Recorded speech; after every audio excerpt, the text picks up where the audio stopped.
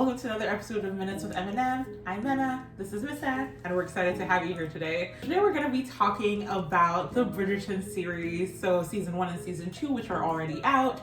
By the way, we also have a video about Queen Charlotte, so check it out if you haven't yet. So just general overview of the Bridgerton series. It's about 8 siblings, and each season focuses on a sibling as they find love. It's very like happily ever after. Ooh, you're in love. It's great. We love it. It's happy vibes, and it's Shonda Rhimes, who we adore. So season 1 focused on Daphne and the Duke of Hastings, and then season 2 focused on Anthony and Kate, and each season kind of follows their love story, how they meet their person, how they decide to be with their person, etc., etc. I just want to say that I think the theme from both seasons is that therapy is good for you and it will make you a better person. Because I'm just thinking about how the Duke is really out here making horrible decisions because he hates his dad so much. And then like in season 2, we have Kate and Anthony who like have all this baggage about their dead parents. And it's like, oh, you guys just need therapy. Like, your love stories would be so easy if you just had therapy. Mm-hmm. Maybe therapy wasn't a thing in those days, or Probably in that world. Yeah, I guess. Yeah, you're right. That world, because it's a whole other universe where racism is different. Okay. No, no, but you know what? I agree with you. But it's just so interesting. So, like, if we focus on Daphne and her man for the beginning, first of all, I remember when season 1 dropped and the way Twitter was, everyone was living for the Duke of Hastings. Like, that hashtag was like trending for days. He is, he's just beautiful. Like, he's just, I don't even want to get He's into it. He's facially blessed. Yeah, that's how I would put it.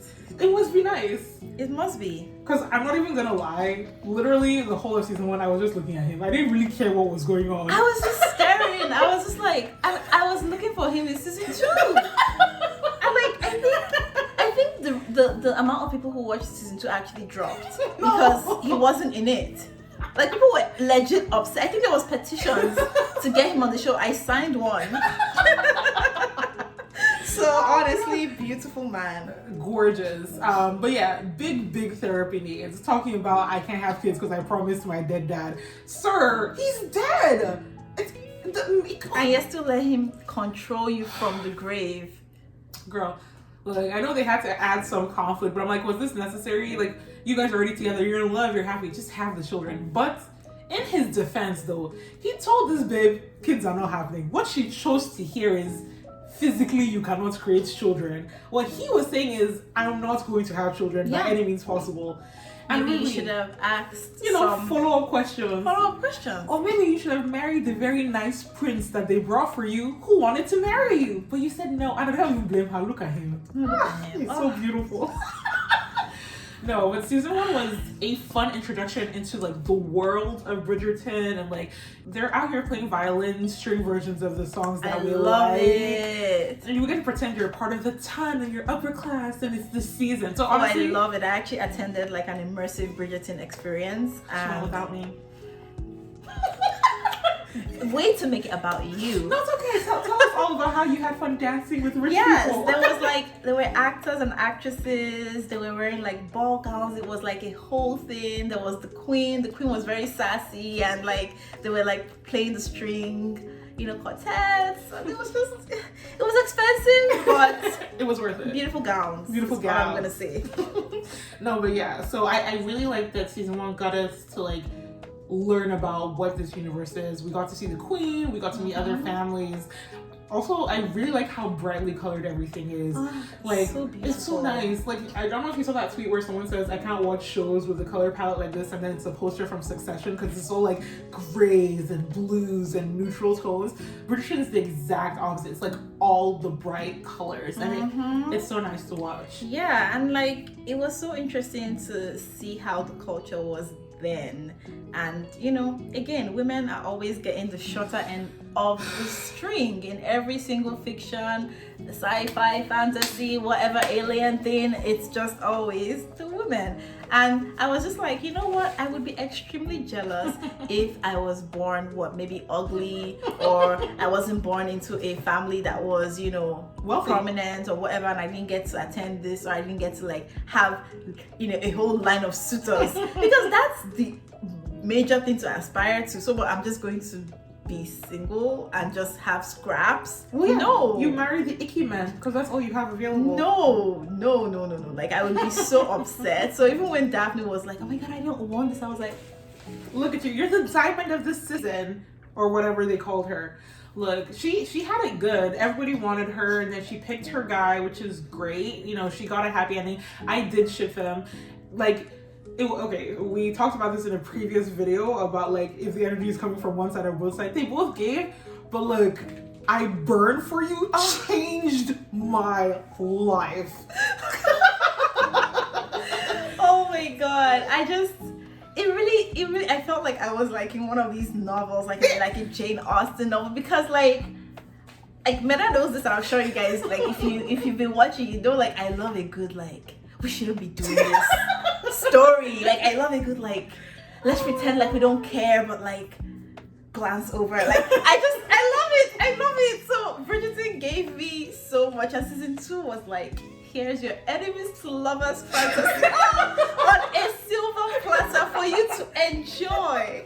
I just love when people are like delusional, because it's like, wow, the love is so strong that like as much as you're trying to lie, we can see it in your entire like aura that like everybody else is just like, are you for real? You know that little clip where Anthony's sniffing Kate as he walks by, and then like she's just like, did you just like, behave yourself? No, look, honestly, okay, I know I actually quite like enemies to lover when it's done well. You know what I hate? I hate love triangles. I hate love triangles, and especially when they involve a relative. So let's talk about Anthony and Kate and the garbage that is having him engaged to Edwina, her sister, and she's like, I'm doing what's good for you. Everything, none of this was necessary. Y'all could have just gone together from the beginning. You didn't have to embarrass me. It's my wedding day. I'm not gonna lie. You know what? Kate was not a serious person. If you were that serious, because she spent the entire season being like, I'm here for my sister, this is your wedding, I'm here to make you happy. If you were serious, you move to a place where you can't be with him. No, if you saw that you couldn't control yourself, right? If you're serious, you would just go, right? You go and stay there, you come for the wedding, and you go back. No, because it's true. No, somebody had to go. No, because then she would not be there with him. She would not always be there with the sister. She would not be glancing at him. Like, are you really serious about not seeing this man, or are you outside every day in the fields hoping that he will be there? No, I hate it so much because like I hate the trope because like, oh, it's out of our control. Oh, Edwina wants us to hang out, so we have to play croquet together. But now we're laughing. This is your younger sister. You can tell her no. Oh my god, it's just so silly, and like I just don't like when people get hurt for no reason. Yeah. Like, okay, sure, everything turned out okay in the end, but was this necessary? That being said, I know our focus is the couples. Just talking about some other characters in the background, I just want to shout out to Marina, who deserved better, was in a shitty situation, got knocked up, was stuck living with Penelope's awful ass family. The Featheringtons are not great, and now she's married to a guy who, by all accounts, is great. Like, and also if you read the books, you know. But like, the whole situation there is very much what you said about like, well, she's beautiful and everybody said that from the beginning, but like, she was born to a family that didn't really have money, and that kind of limited her options when she gets sent off to live with the Featheringtons. And like, it's just unfortunate that it sucked for her. You know, when everybody found out she was pregnant, and they all assumed that, you know, her baby daddy abandoned her and everything, nobody was like, oh, his reputation is going to be ruined or anything's besmirched. It was her that they were trying to marry off to the first man that will marry her quickly and claim her bastards as his. And it's like, oh, this is not a good situation for anyone to be in. Yeah. Can we talk about Lady Whistledown? Because I don't like her at all. Okay, wait, so you don't like Penelope, or you don't like Lady Whistledown as a Gossip Girl-esque kind of character? Okay, I don't like Penelope. I like Penelope. Okay, why would you do that to Marina? Because what Marina was doing to Colin was wrong, and she loved Colin. So Marina didn't? Marina didn't love Colin. They were going to be happy either way. That's true. So? Yeah, but it would have brought this. Are you ready to tell Colin you love him? No. No, okay, so. But the thing is, okay, what she did wasn't right, but it was her last resort. She first tried to put Marina with some other men, and she didn't want to hear word. They said it must be Colin. Girl, I don't know how many times you can phrase and rephrase yourself around Colin. He knows that you like him. Let's stop it. You've said it. He does not want. You've said it. He does not want. So allow this person to do something. Because I just feel like no, I sympathize with her because like that's the first thing I said about like being in that town and like maybe not being desirable. Like it sucks, but that doesn't mean you should now be a horrible person. It was what she did was unkind, and it was very unfair to Marina because I fully understand that Marina was in a lose-lose situation, and it just the worst thing, especially like finding out that like she didn't get abandoned. He loved her and he died, and it sucked. That being said, part of the issue was that like what happened to Marina was going to come out, and it would have been a disgrace to the Bridgertons kind of thing. So Penelope absolutely did because she was selfish and she loved Colin, but she was also doing like, you know, this family is my, like, Eloise is my best friend. I'm looking out for the Bridgertons. How would they have come out? I have no idea. Exactly. I have no idea. It wouldn't. If you were really ride or die for Marina, like you were pretending to be, oh, let me be friends with you, then they would have actually been happy. Like, to be honest, like, Colin is somebody who is very likable. And, like, for the standards of that, like, society, and, like, you know, the weirdos are very weird. And then Colin is not weird. It's so okay. And then, you know, they're married off. He loves her. She has his kids. She would cater to him. Like, it's not like I didn't see it as this thing would just blow up, so she had to stop it. It was you wanted this for yourself, and you have decided to do this thing and ruin someone's life who was in a worse situation than you. That's true. And I like the fact that when Colin finds out and he's talking to Marina, he's like, you know, you could have just told me. And like, no, I did know that. Like, I'm glad that you are so progressive that you would have raised someone else's child after you found out that I'm actually not a virgin. But like, how could I have possibly known that? Yeah, there's no way. Realistically, I would have told you, you would have told everybody, and I would have been blacklisted. Exactly. So I did feel bad for her. And, you know, while we're on the Featheringtons, I find it very interesting that like Penelope's mom, the whole thing that they keep going with is that like, let me rephrase that. She keeps saying, oh, I'm a mom first, I'm looking out for my kids. I don't get that vibe. You're a very selfish woman. And that's why last season you were helping to scam and, you know, lie to everybody so they can invest. And then you betrayed your gross lover, by the way. That whole thing icks me out so much. Everything she did gives me bad vibes. She's not a great lady. And that's why when Penelope, so I like Penelope, especially in season 2, and I like that she's Lady Whistledown, and I don't think she did anything wrong to Eloise, by the way. Eloise's whole tantrum last season, I do not care. When I see her doing things and when she was hiding money under the floorboards and like looking out for herself, I can't blame her because one, her mom is not looking out for her. That woman likes her other 2 kids more because Penelope is the fat one, quote unquote, and also her dad's dead. Yeah. So it's one of those things where obviously they're more wealth than most people. They're still rich, but they're not rich anymore. Like they're owing and they're lying. So I'm like, I can see why Penelope does what she does. Plus, it's an avenue for her to use her intelligence and actually, you know, women don't get the chance. So, like, the only way she gets to write and people are reading her work is in a secret, salacious, gossiping magazine. That being said, season 3 is about Colin's love story. So if you don't know how that goes, I hope you're excited to see what happens there. As we talk about Penelope, it makes me think about Eloise, and I want to like her so much. Oh, she's annoying. Yeah, she needs to grow up a little bit. I think she needs to mature. I think that's what she's lacking. She's very impulsive and headstrong, and she thinks she's smarter than everyone. And it's like, baby, you're not. Like last season when she's working with the, you know, the poor. She's like falling for this guy. At first she's like, oh, I don't have feelings, but like, it's the lack of thinking things through. She's going to the market fully dressed. Like, compare how she behaved when she was in the poor part of town versus Penelope. Penelope faked an accent, wore her maid's clothes, like, and then you have Eloise coming with her horse and carriage and her security, and she's like, what do you mean everybody knows I'm rich and I'm here? Madam, you're just... So yeah, I think Eloise thinks she's a lot smarter than she is, and that's why during her fight with Penelope, I was on Penelope's side for a couple of reasons, but the main one being like, Eloise, I think, was more offended at the fact that Penelope was like capable of being Lady Whistledown and that she wasn't. Yeah, exactly. Because she always, like, I understand how hard it is to want more in that kind of society and to just like feel belittled at every turn. It's just like, you really want me to talk about tea right now? Like, you know, like I have, you know, I want to know things and I aspire for more.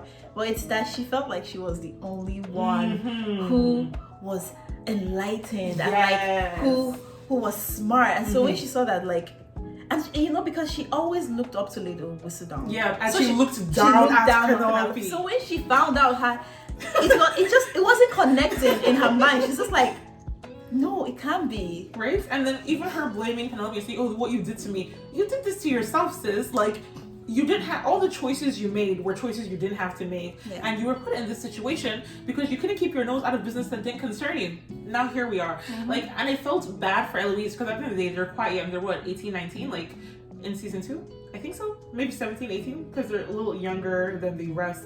But still, like, you need to not be the way you are. And I think that the next 2 seasons, because I'm pretty sure, okay, you know what?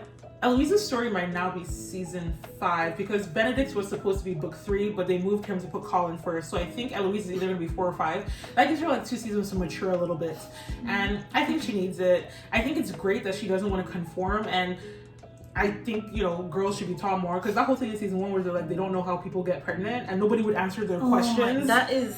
Like, you're not going to tell me how it happens, and then when I get pregnant, you're going to shame me? Like, how am I... Like, I know the show is like bright colors and all that, but women are suffering on that show, and like we need to recognize that, because the fact that, like you said, Daphne didn't even know how it worked, but she was already in this marriage. Yep. She was being pressured for kids, so and it's she's like she's having full-on sex. She asked him, she was like, does that hurt when he's, you know, finishing up? And he's like, no, you know, I'm having a good time. And it's like, you should not be a married woman aiming for children if you don't even understand how babies are made. Yeah. But yeah, Eloise's whole thing where she doesn't want to have kids because her mom almost died, which is so valid, but it's like, so scary that you're just throwing 12-year-olds and telling them you're going to get married in the next 4 years and have babies, and they don't know how they're going to have babies. They're scared that they're going to die. They're not going to get any care. Like the whole thing with the Duke in season 1, his mom dies in childbirth after years of trying to give her husband an heir, and nobody even cares. She's just like, well, you're dead. This is a son. And before he abandons him. So like, women are just, women are not in a good place in this fictional past world that they live in. And that's why I want to root for Eloise, and that's why I'm excited for her to grow so that she can become a character I'm rooting for. Yeah. Because there are 8 kids. The 4 oldest are 3 boys and 1 girl, and then the 4 youngest are 3 girls and 1 boy. And I don't care about Hyacinth. I don't care about Francesca. Like, I don't care about the young ones. Maybe I'll care about them in like 5 years, but for now, it's the older ones that I'm interested in. Yeah. So yeah, Colin's story is next, and I'm interested in his because I think his will be the first that will be slightly different.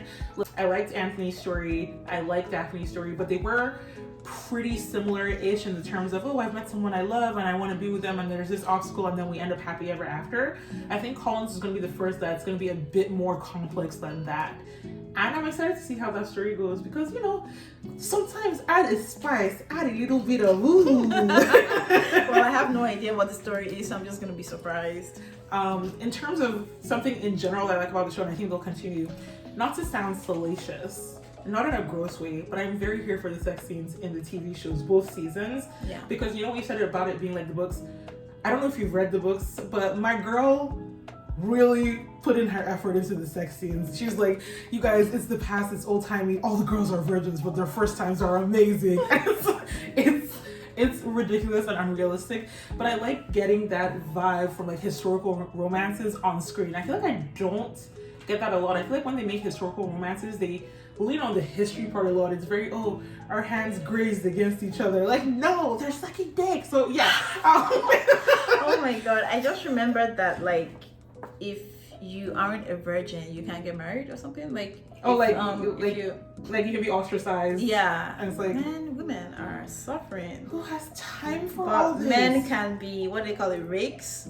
Like, okay. Anthony and the Duke literally hang out at this club where they're just sleeping with dancers and singers and prostitutes all the time, and they're like, what do you mean I've done something wrong? How dare I not marry an unblemished girl? Like, the fact that they basically duel in season 1 because they're like, oh, we've besmirched Daphne's honor because they were kissing outside. Come on. I just... Ugh. Okay. Okay. But yeah, which of the 2 romances did you prefer?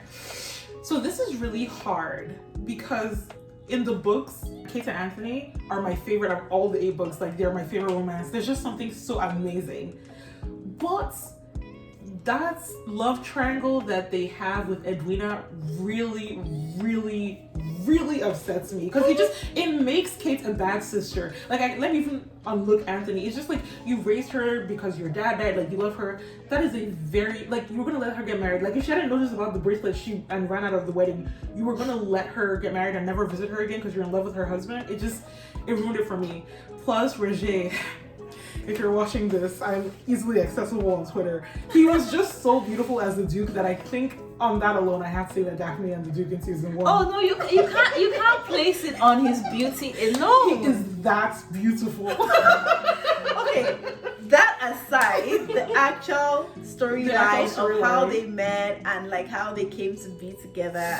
I think it actually still might be Daphne and the Duke because I love fake relationship becomes real relationship. It's like we're pretending we're in love, but actually we're in love. Like, I love it so much. Like, honestly, fake lovers to real lovers and enemies to lovers. Those are both peak romances there when they're done right. I thought you didn't like enemies to lovers. Are you changing your mind? I just think that's say it for the cameras. Sometimes it slaps. Thank you. That's all I want to hear. For me it's very, very hard because obviously you know how much I love enemies to lovers. Yeah. So I don't know. I think it's Kate and Anthony for me because I'm very selective with my memory.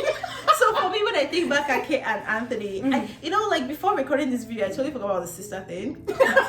Like, it was just Kate and Anthony, and there was some obstacle, some blurry thing in the middle, and then they were together. So like for me, it was just like, oh my god, like the like passion, the like pretending you don't love each other, and like even the like jabs and like, because it's not even just pretending you don't love each other, it's being each other's mortal enemies where everybody's begging you like, please be together, and like, and then you just don't even know that your hatred is actually just love. It's just like, I don't know. So it's a hard one for me. It's a hard one for me because I think Kate and Anthony's story is a lot more recent to me, so that's why. Because I remember really, really enjoying Daphne and the Duke.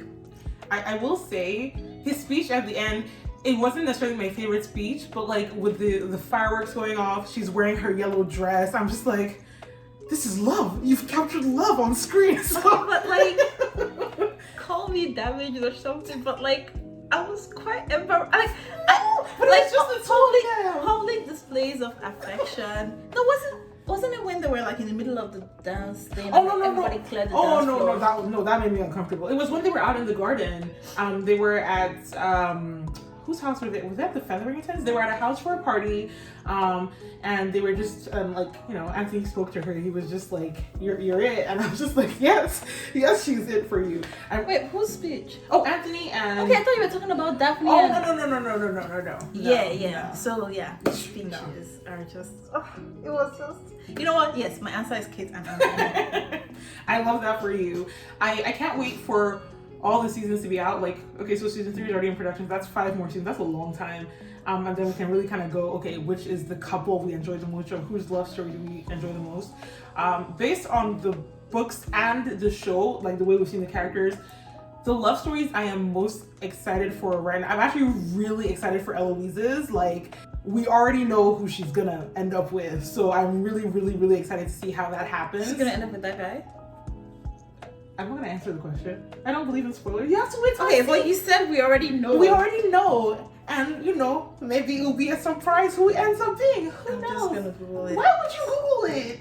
Because you said it. No. I didn't say it. I didn't say who it is. But that being said, I am really excited for Penelope's character progression. So something I didn't love in the adaptation is that we find out that Lady Whistledown is like in book 1 at the end of the first season. Yeah, they should have put a Gossip Girl. Like they should have. No, it's a whole thing. So like, even the fact that Eloise knows now is even annoying me more. So they don't find out till book 4, and it's a whole thing. Like, everything blows up because of it, and like there's other stuff that happens with her character because of it, and then the way her character changes, and I'm just like, it kind of ruins it for us that now we know who it is in that fight. So I guess we'll see how it goes. But Penelope, I'm very interested to see how she goes, especially because a thing that happened in the book, which is not going to happen in the TV show, is that, like, you know, she lost weight and she got hot and boys were into her at a point. Like, that happens later on in the series. And, like, obviously her size isn't something, like, they're not out here stressing the actress to lose weight or anything like that. And, like, they want more of her confidence to be something, and, you know, her self-belief. So I like that. Look, I like the books, but they were written like 20 years ago, and, you know, some things have not aged greatly. Cough, cough. There are definitely things that they've changed that I'm excited to see how they improve upon, because I think it makes the story richer. And I hope that I start caring about the younger kids soon, because my actual fear is that they're going to do Eloise's story and I'm going to be done with the show because I don't care about the youngest 3 kids. Yeah.